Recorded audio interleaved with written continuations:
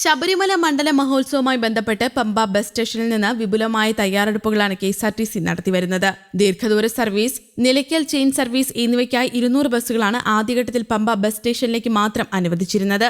ഇതിനു പുറമെയാണ് മറ്റ് ഡിപ്പോകളിൽ നിന്നുള്ള ഓപ്പറേഷനുകൾ ഉണ്ടായിരിക്കുന്നത്. പമ്പയിൽ നിന്ന് നിലയ്ക്കലിലേക്കുള്ള ചെയിൻ സർവീസുകൾ ത്രിവേണി ജംഗ്ഷനിൽ നിന്നാണ് ആരംഭിക്കുക.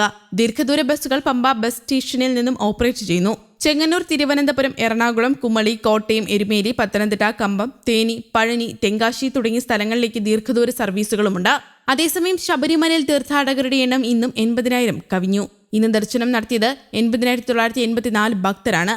തുടർച്ചയായി 2ാം ദിവസമാണ് ഭക്തജനങ്ങളുടെ എണ്ണം 80,000 കടക്കുന്നത്. സ്പോട്ട് ബുക്കിംഗ് 16,584 ദർശനം നടത്തിയ തീർത്ഥാടകരുടെ എണ്ണം 10 ലക്ഷം കവിഞ്ഞിട്ടുണ്ട്.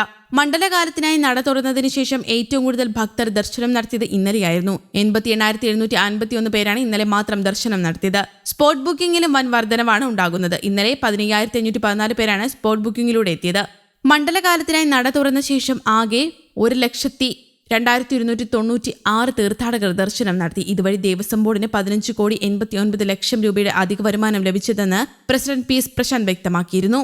എന്നാൽ ശബരിമല തീർത്ഥാടനത്തോടനുബന്ധിച്ച് തീർത്ഥാടന പാക്കേജുമായി കെഎസ്ആർടിസി രംഗത്തുണ്ടായിരുന്നു. സംസ്ഥാനത്തെ വിവിധ യൂണിറ്റുകളിൽ നിന്നും കേരളത്തിലെ പ്രശസ്തമായ ക്ഷേത്രങ്ങളെ ഉൾക്കൊള്ളിച്ച് 112 സ്പെഷ്യൽ പാക്കേജുകളാണ് കെഎസ്ആർടിസി നടത്തിയിരുന്നത്. പ്രശസ്തമായ വിവിധ ക്ഷേത്രങ്ങളിൽ നിന്നാണ് പമ്പയിലേക്ക് സർവീസ് നടത്തുന്നത്. ഇടുക്കിയിലേക്ക് തീർത്ഥാടകർക്കായി പമ്പയിൽ നിന്നും അന്തർ സംസ്ഥാന ചാർട്ടേഡ് ട്രിപ്പുകളും ഒരുക്കിയിട്ടുണ്ട്. ചെങ്ങന്നൂർ, കോട്ടയം റെയിൽവേ സ്റ്റേഷനുകൾ, പമ്പ എന്നിവിടങ്ങളിൽ നിന്നും ചാർട്ടേഡായോ ഗ്രൂപ്പായോ ബുക്ക് ചെയ്യാനുള്ള സൗകര്യവുമുണ്ട്.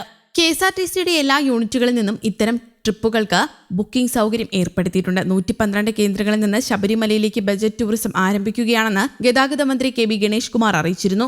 പ്രശസ്തമായ 112 അമ്പലങ്ങളിൽ നിന്ന് ശബരിമല പമ്പയിലേക്കാണ് സർവീസ്. ബുക്കിംഗ് അനുസരിച്ച് ബസ്സുകളുടെ എണ്ണം കൂടും. പമ്പയിൽ എല്ലാവിധ ഒരുക്കങ്ങളും പൂർത്തിയാക്കാനായിട്ടുണ്ട്. പമ്പയിൽ എല്ലാ കാര്യങ്ങളും നല്ല രീതിയിൽ നടക്കുന്നുമുണ്ട്. വളരെയധികം യാത്രക്കാരുമുണ്ട്. ഇവരെ നിയന്ത്രിക്കാൻ കെഎസ്ആർടിസി ജീവനക്കാർക്ക് സാധിക്കുന്നുണ്ടെന്ന് മന്ത്രി കൂട്ടിച്ചേർത്തു. ശബരിമല തീർത്ഥാടകർക്കായി വെർച്വൽ ക്യൂ ബുക്കിംഗിനോടൊപ്പം കെഎസ്ആർടിസി ഓൺലൈൻ ടിക്കറ്റ് സംവിധാനം ഏർപ്പാടാക്കുമെന്നും മന്ത്രി മുൻപ് വ്യക്തമാക്കിയിരുന്നു. ദർശനം ബുക്ക് ചെയ്യുമ്പോൾ ടിക്കറ്റ് എടുക്കാനുള്ള ലിങ്കും അതിനൊപ്പമുണ്ടാകും. 40 പേരിൽ കുറയാത്ത സംഘത്തിന് 10 ദിവസം മുമ്പ് സീറ്റ് ബുക്ക് ചെയ്യാനാകും.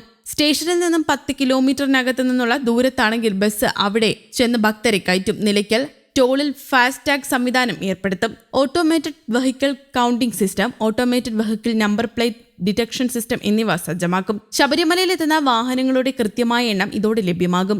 തീർത്ഥാടനത്തിന്റെ ആദ്യഘട്ടത്തിൽ 383 ബസ്സും 2ാം ഘട്ടത്തിൽ 550 ബസ്സുകളും ക്രമീകരിച്ചു. തിരക്കനുസരിച്ച് ബസ്സുകൾ വർദ്ധിപ്പിക്കാനാണ് തീരുമാനം. അരമിനിറ്റ് ഇടവിട്ട 200 ബസ്സുകൾ നിലയ്ക്കൽ പമ്പ സർവീസ് നടത്തും. ത്രിവേണി യൂട്ടേൺ, നിലയ്ക്കൽ സ്റ്റേഷനുകളിൽ ഭക്തജനങ്ങൾക്ക് ബസ്സിൽ കയറാൻ പാർക്കിംഗ് സ്ഥലത്ത് തന്നെ ബാരിക്കേഡ് സ്ഥാപിക്കും. മണ്ഡലകാലത്ത് ചെന്നൈയിൽ നിന്ന് പമ്പയിലേക്കുള്ള തമിഴ്നാട് സർക്കാർ ബസ്സുകളിൽ യാത്രാ നിരക്ക് കൂടുമ്പോഴും സർവീസുകൾ പ്രഖ്യാപിക്കാൻ മടിച്ച് കെഎസ്ആർടിസി രംഗത്തുണ്ട്.